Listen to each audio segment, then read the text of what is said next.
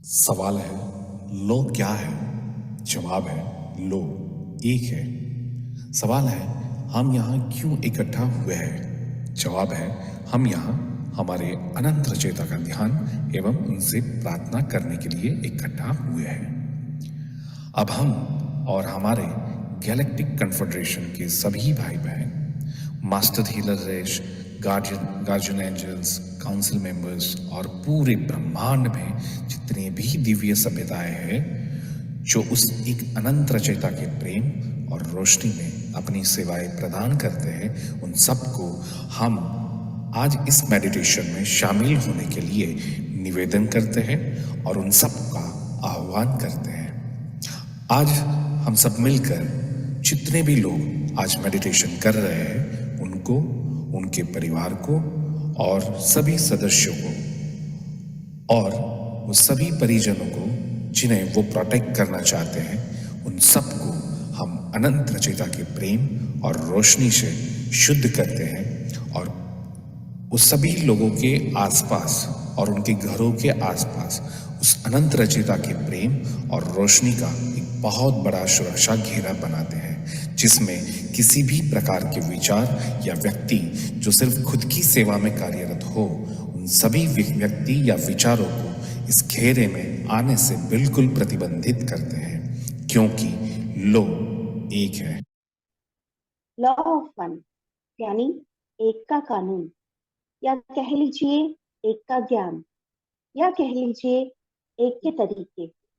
यह इसका 1752 है, जो कि 19 मई 1981 को रिकॉर्ड किया गया था।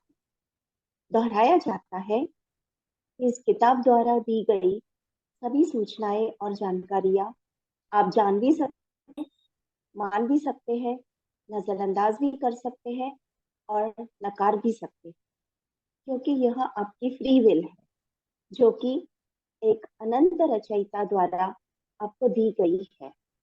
तो जैसा कि हमेशा राह कहते, पहला सवाल डॉन करते हैं।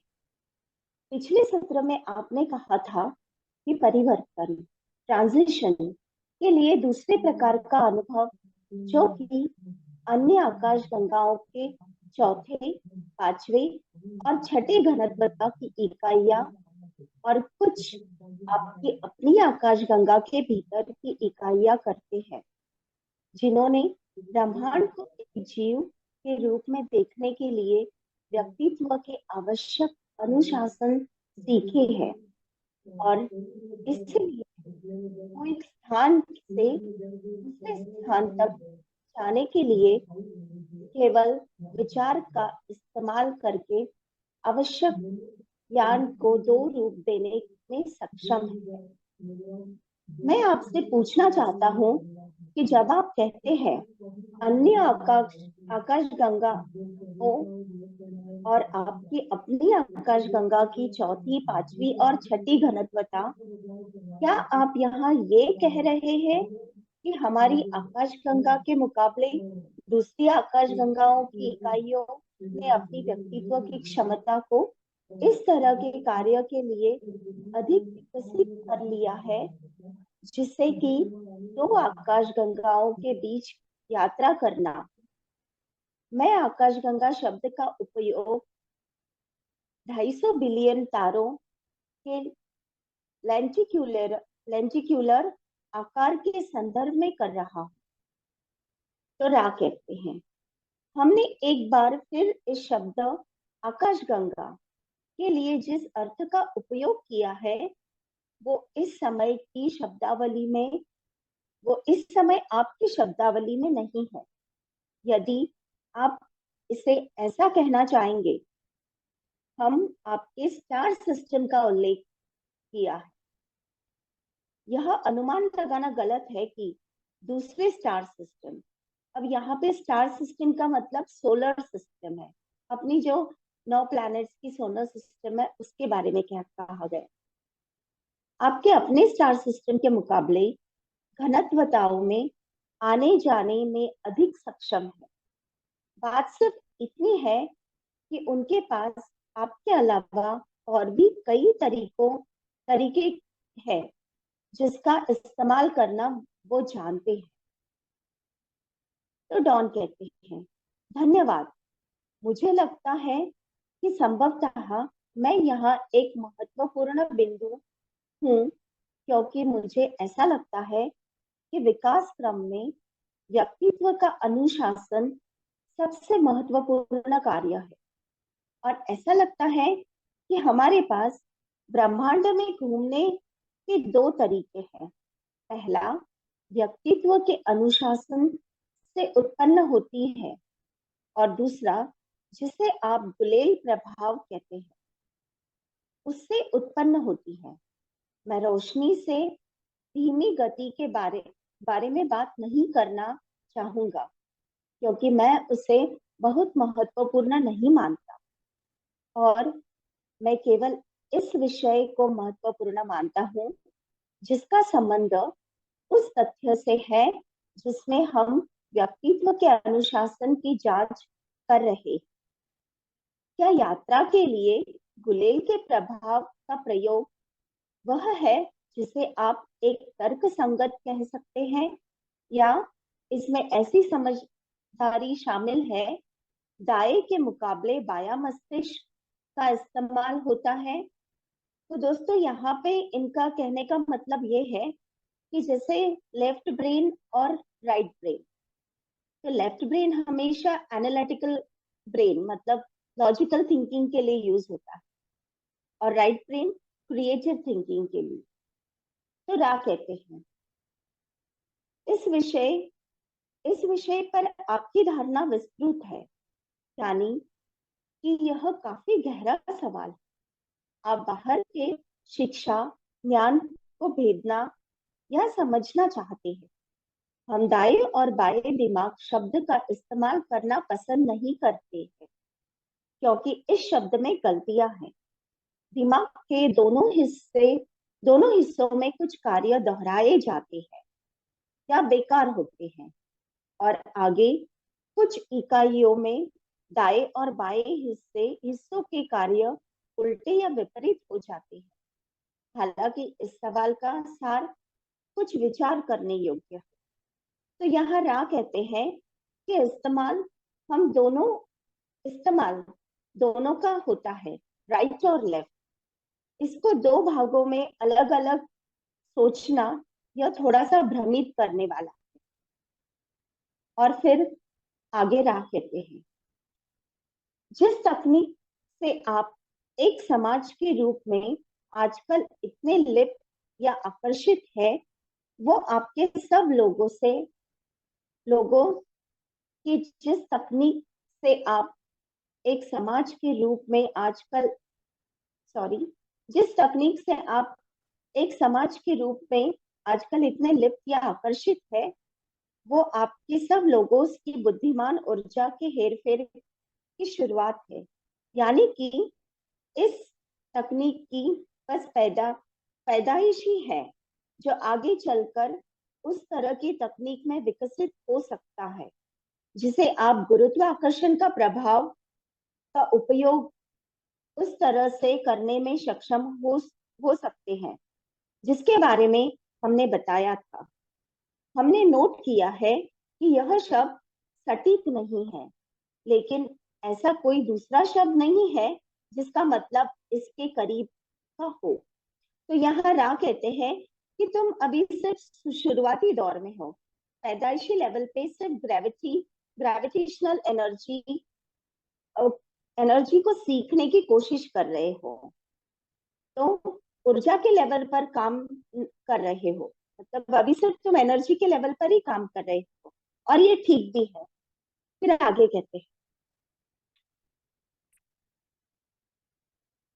इसी इसलिए इस टेक्निक का उपयोग खुद के बाहर की ओर, यानी दूसरों के हेरफेर करने से खुद के व्यक्तिगत विकास क्रम के लिए दूर दूर तक सहायक नहीं है।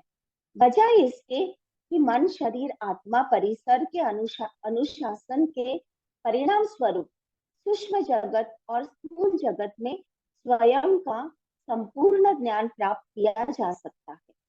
तो यहाँ कहते हैं कि ये जो तुम्हारी टेक्नोलॉजी है, उसे तुम ज्यादा कुछ नहीं सीख सकते हो। तुम्हें एक ही तरह की चीजें, एक ही तरह से तुम आगे बढ़ोगे, एक ही तरह की चीजों से तुम सीखोगे।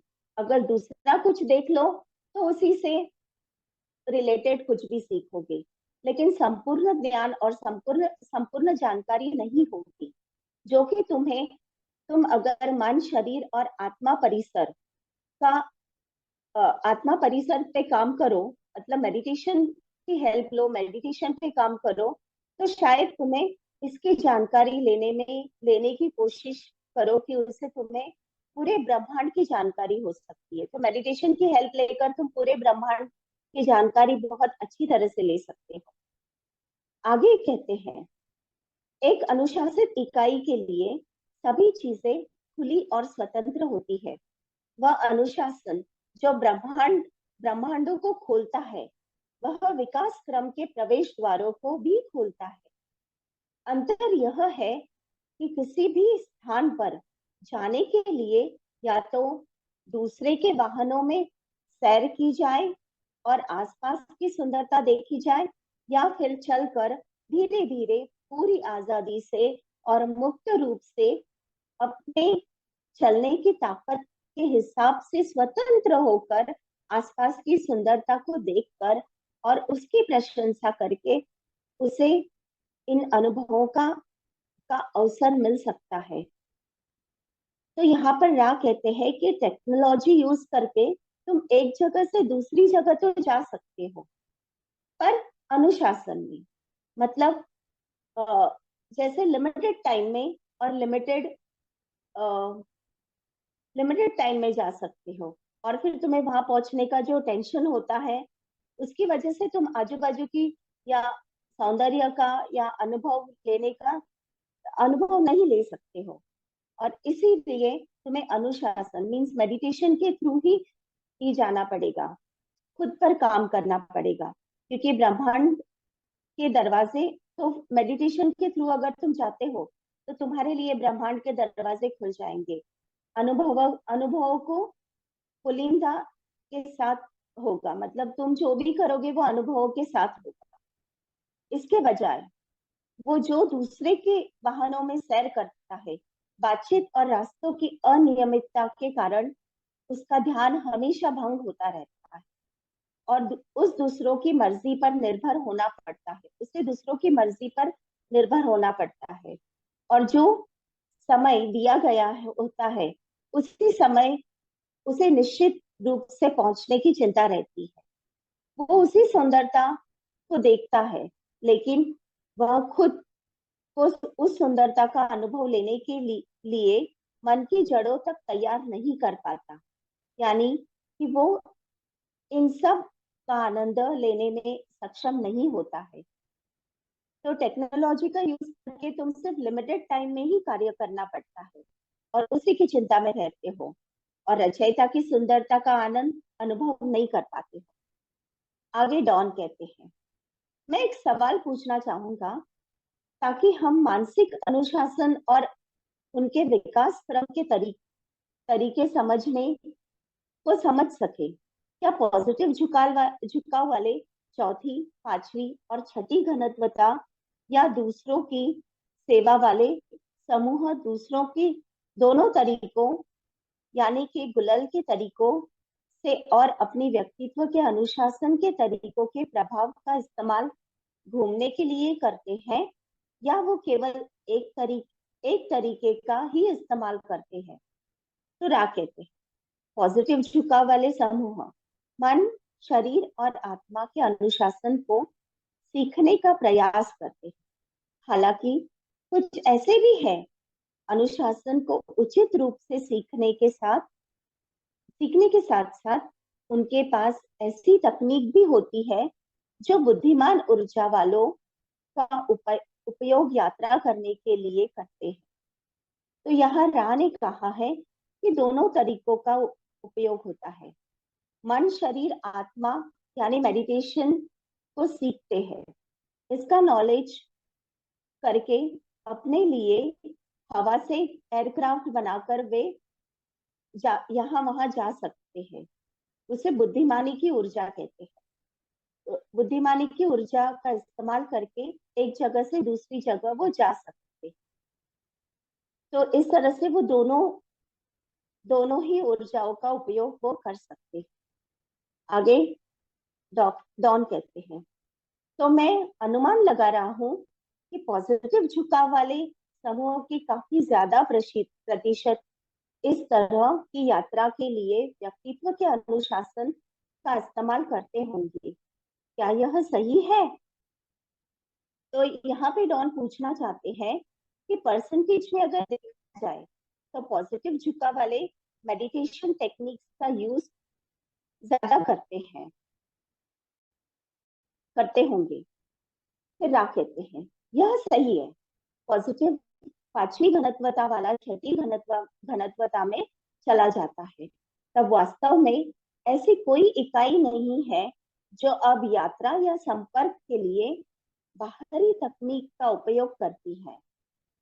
तो इसका मतलब रा ने यह कहा है कि यहाँ पांचवी घनत्वता वाले रोशनी या मेडिटेशन टेक्नोलॉजी का यूज करके किसी भी घनत्वता में आ जा सकते। डॉन, क्या आप मुझे ऐसी ही जानकारी प्रतिशत में नेगेटिव झुकाव के समूह के बारे में भी दे सकते हैं, जैसे वे गुलेल या अन्य प्रभाव व्यक्तित्व के अनुशासन का उपयोग कैसे करते हैं? रा कहते हैं नेगेटिव झुकाव वाले चौथी घनत्वता की इकाइयां अधिकतर गुलेल के गुरुत्वाकर्षण प्रकाश प्रभाव स्लिंग शॉट ग्रेविटिक लाइट इफेक्ट का उपयोग करते हैं। शायद इसकी 80% इकाइयां इस अनुशासन में दक्षता हासिल नहीं कर पाते, जो यात्रा करने के इस दूसरे तरीके के लिए आवश्यक है। नेगेटिव झुकाव वाले पांचवी घनत्वता में लगभग 50% इकाइयां किसी न किसी समय पर आवश्यक अनुशासन हासिल कर लेते हैं, ताकि वे सोच के माध्यम से यात्रा को पूरा कर पाते हैं। जैसे ही वे छठी घनत्वता में पहुंचते हैं, नेगेटिव झुकाव की इकाइयां भ्रमित हो जाती है और यात्रा का काफी कम प्रयास किया जाता है। जो यात्रा की जाती है वह शायद 73% प्रकाश सोच से ही होती है। आगे डॉन कहते हैं जब पांचवी घनत्वता अंत होने के करीब होती है या उच्चतर पांचवी घनत्वता में पॉजिटिव और नेगेटिव झुकाव के बीच में यात्रा के लिए व्यक्तित्व के अनुशासन में कोई अंतर होता है। राकेट, झुकाव के बीच स्पष्ट अंतर होता है, लेकिन इस अनुशासन को पूरा करने के लिए आवश्यक खुद के ज्ञान को पूरा करने में कोई अंतर नहीं। यानी कि जो आवश्यक ज्ञान है वो एक ही होता है। तो यहाँ पे रा स्पष्ट कहते हैं कि झुकाव में स्पष्ट अंतर है नहीं, स्पष्ट अंतर है ही नहीं। उनका झुकाव उल्टा करने का होता है और हम सीधा सीधा रचयिता के बनाए तरीके का इस्तेमाल करते हैं। जो आजादी का उल्लंघन करते हैं वे हैं जो आजादी का उल्लंघन करते हैं, और हम यह कोशिश करते हैं कि किसी की आजादी का उल्लंघन न हो। लेकिन दोनों केस में खुद का ज्ञान लेना बहुत ही ज्यादा जरूरी होता है। आगे डॉन कहते हैं क्या क्या मैं यह अनुमान लगाने में सही हूँ कि व्यक्तित्व का अनुशासन खुद का ज्ञान और इच्छा शक्ति को मजबूत करने के लिए नियंत्रण, क्या कोई पांचवी घनत्वता वाली इकाई उन चीजों को महत्व देंगी? तो रा कहते हैं वास्तव में इस तरह की चीजों का महत्व तीसरी से शुरुआती सातवीं घनत्वता तक होती है। एकमात्र सुधार हम करना चाहेंगे जो अत्यंत सूक्ष्म है वह आपके द्वारा किए गए नियंत्रण शब्द का प्रयोग। इसे सर्वोपरि रखकर यह समझ लिया जाना चाहिए कि यदि वो अपने विचारों या उत्तेजनाओं को नियंत्रित करे तो यह किसी भी इकाई की समझ के विकास के लिए मददगार नहीं है। इसके अलावा ये भी हो सकता है कि वो ऐसा कोई कार्य करे जो एक के कानून के अनुरूप ना। नियंत्रण को अनुशासन, शांति और रोशनी, ज्ञान को प्राप्त करने के सरल उपाय के रूप में देखा जा सकता है। हालांकि यह नियंत्रण आगे के जन्म के अनुभव को ज्यादा प्रभावी या सक्रिय करता है और जरूरी बताता है, ताकि वह उस नियंत्रण या दबाव को संतुलित करके वो स्वयं को समझ सके, जो कि पूर्ण परफेक्ट है। इसके बजाय हम इसकी सराहना करेंगे यदि आप हमारे अनुरोध पर दूसरे शब्द इच्छा शक्ति का इस्तेमाल करेंगे। खुद को स्वीकार करना, खुद को माफ करना और इच्छा शक्ति की दिशा, यही अनुशासित व्यक्तित्व बनाने का मार्ग है। आपकी इच्छा शक्ति वह है जो सहरचयिता के रूप में आपके भीतर काफी ताकतवर है। अभी आप इसके महत्व को इतना नहीं समझ पा रहे हैं। इस प्रकार इसका सावधानी पूर्वक उपयोग किया जाना चाहिए और दूसरों की सेवा की तरफ निर्देशित किया जाना चाहिए। उनके लिए जिनका झुकाव पॉजिटिव रास्ते पर है।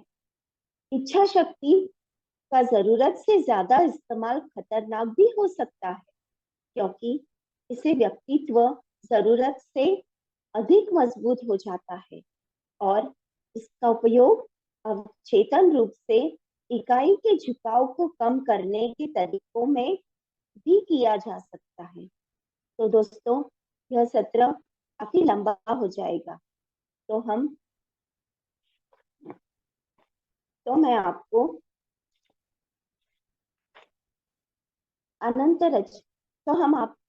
हमारे दोस्तों को एक अनंत रचयिता के प्रेम और रोशनी में छोड़ रहे हैं। इसलिए एक अनंत रचयिता की शक्ति और शांति में आनंदित होते हुए आगे बढ़े। आदमी मेरे दोस्तों, आदमी।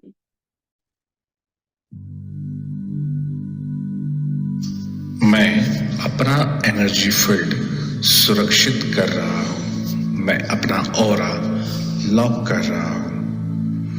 मेरे शरीर, दिमाग, आत्मा और मेरा पूरा एनर्जी फील्ड अनंत रचयिता के असीम दिव्य प्रेम और रोशनी में हमेशा के लिए सुरक्षित है। अनंत रचयिता के असीम प्रेम और अनंत रोशनी से बना हुआ मजबूत सुनहरा कवच, जिसमें अनंत ब्रह्मांडों की शक्तियां समाहित है, ऐसा कवच मैंने धारण कर लिया है। ये सुनहरे सुरक्षा कवच के माध्यम से मेरे घर के तमाम सदस्य और मेरा घर संपूर्ण रूप से सुरक्षित है।